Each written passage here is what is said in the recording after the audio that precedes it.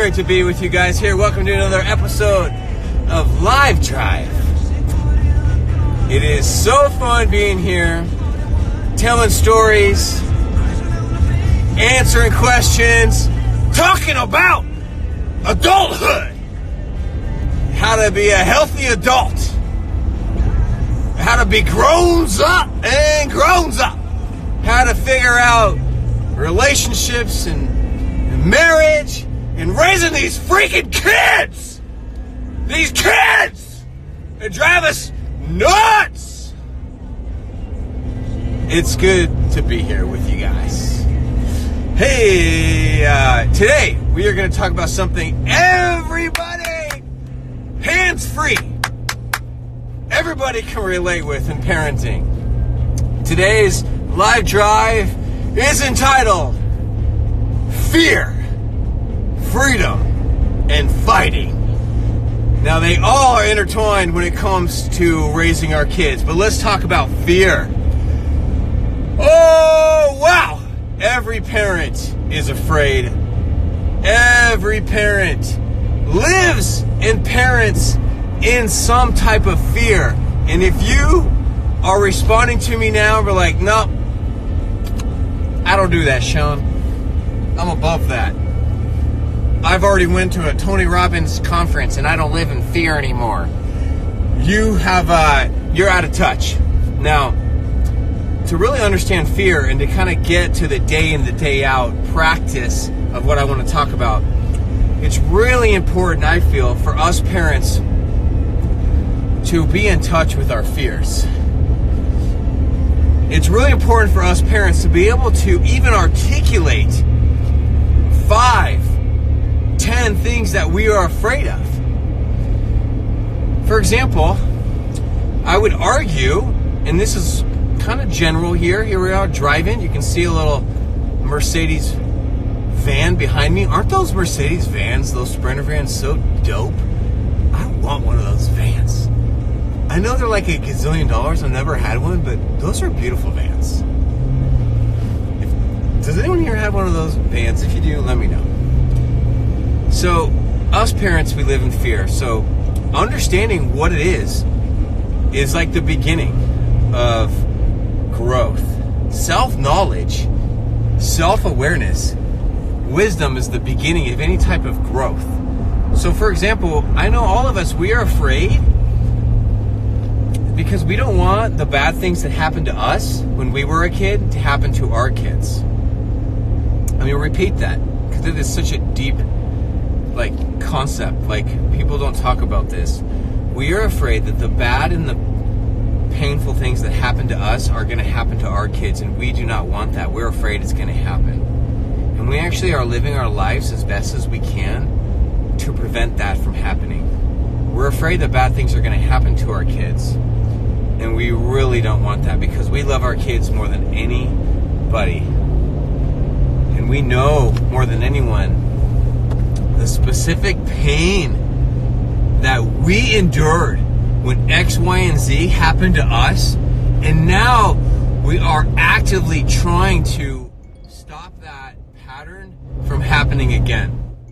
Now, it's really healthy for you to articulate this to yourself, to your spouse or co-parent, and articulate it to your own children when they become of age, right?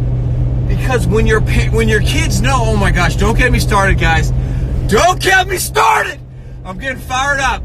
Oh my gosh, I got 50 stories flooding through my brain right now, and I try to keep these live drives to 10 minutes or less. Because when you are able to tell your tweens, when you're able to tell your teens, what you're afraid of and what happened to you, then they better know you. They understand you. And they will hopefully have compassion for you.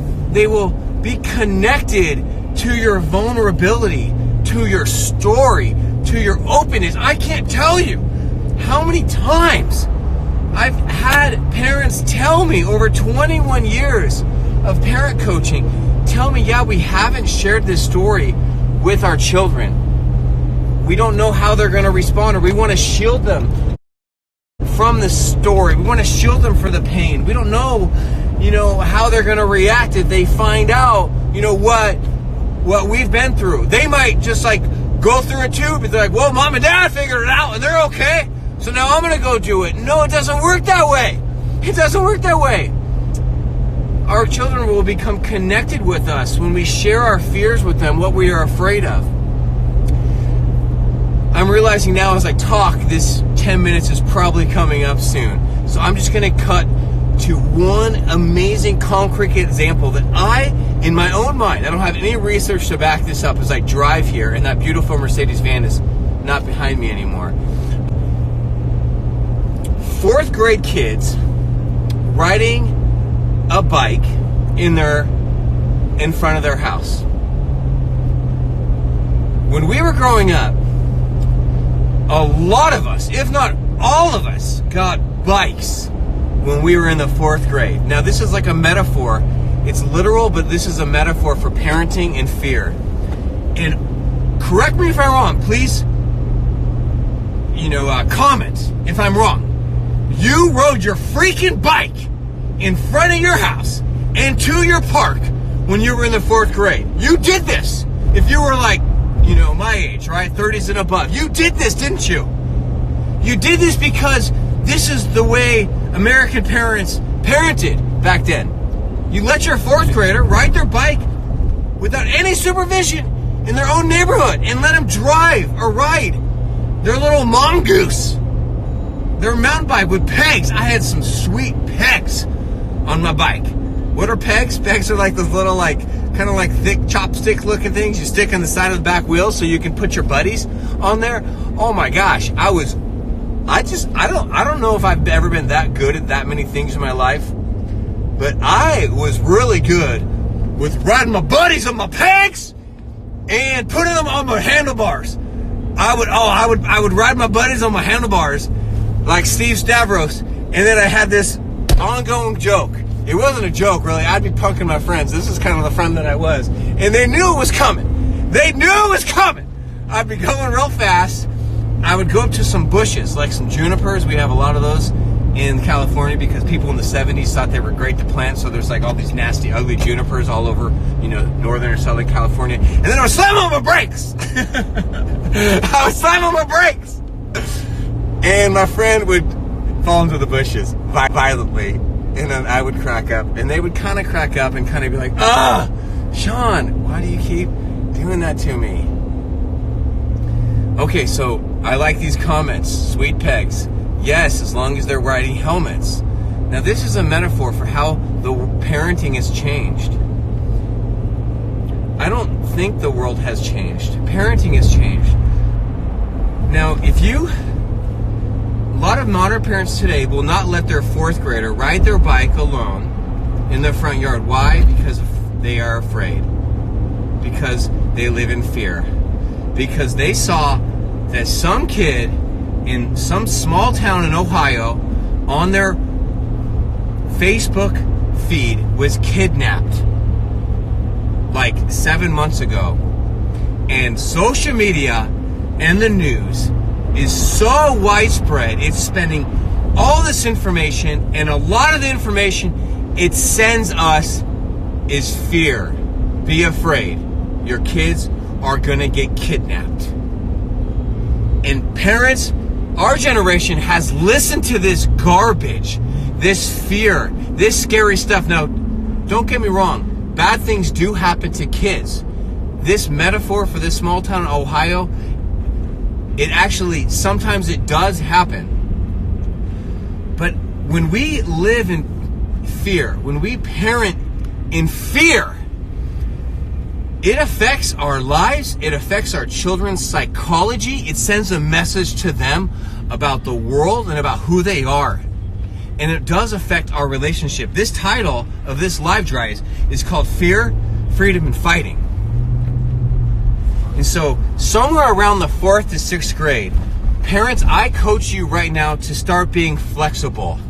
Because, yes, you might be afraid, but you've got to start working with your tween, with your young adult, with your middle schooler, to say, hey, you are brave. The world can be a scary place, and bad things might happen to you out there, but you are strong and you are brave. And I need to trust you that you're going to go out there and you're going to walk around downtown Danville with your friends. You're going to be able to ride your bike around the neighborhood and be wise with cars. I need to trust you that when you go out there and live in your freedom, that you're going to be making good decisions. Now, there are going to be times when you make mistakes. You might get hurt. You might fall off your bike. You might have an awkward moment when you're walking around town. And when you come and that happens to you, I want you to come and talk to me about it. Because if you are parenting in fear, you're probably not sending a message to your kids that you are brave. You might be sending a message you don't want to send, which is the world is a big, big, scary place, and you're not strong enough or brave enough to protect yourself. How about this? I don't believe it's a parent's job to protect their teenagers. There's a lot of belief out there, and parents are saying, this is my job is to protect you. No, it's not. It's not your job to protect your teenager. Your teenager is strong and powerful. It's your job to teach them to be wise, to be brave, and to protect themselves. Yes, they need boundaries. Yes, every kid needs to hit the side of the pool. But if you think it's your job to protect your teenager, well, you're probably going to be using a lot of command and control parenting, a lot of fear-based parenting. And why this title is called Fear, Freedom, and Fighting is probably because you're going to have a lot of fighting. This is so nuts. Our generation, we barely ever see kids riding their bikes around town anymore. Now, I see more today than I did 3 years ago. But then we wonder why our kids are on screens so much. We need to look at ourselves. We need to look at ourselves. You want your kid to be confident? You want your kid to not be on screens and to balance screens? You want your kid to be brave? Well, start with you. Start with your tone. Start with empowering them. Now, if you've got a 6th grader or an above, to me, that's prime time. Empower them to get out there, walk around the mall with their friends, get on a bike and drive around, go and knock on someone's door and face the rejection of saying, hey, can my friend come out and play, hang out? I only focused in on a couple real life examples here today. The 4th grader on the bike, when we focused in on fear. I can't tell you the 100,000 things that I could be afraid of or you can be afraid of. We don't have time for that in a short live drive. I hope the takeaways that you took from this video is 1, is get in touch with your fear. 2, share your fears. I can tell you this beautiful story of this amazing long conversation I had with my 14-year-old about dating and about boys and about things that I'm afraid of, and how we connected, how we bonded over that, and how she learned about me and about parenting and about boys.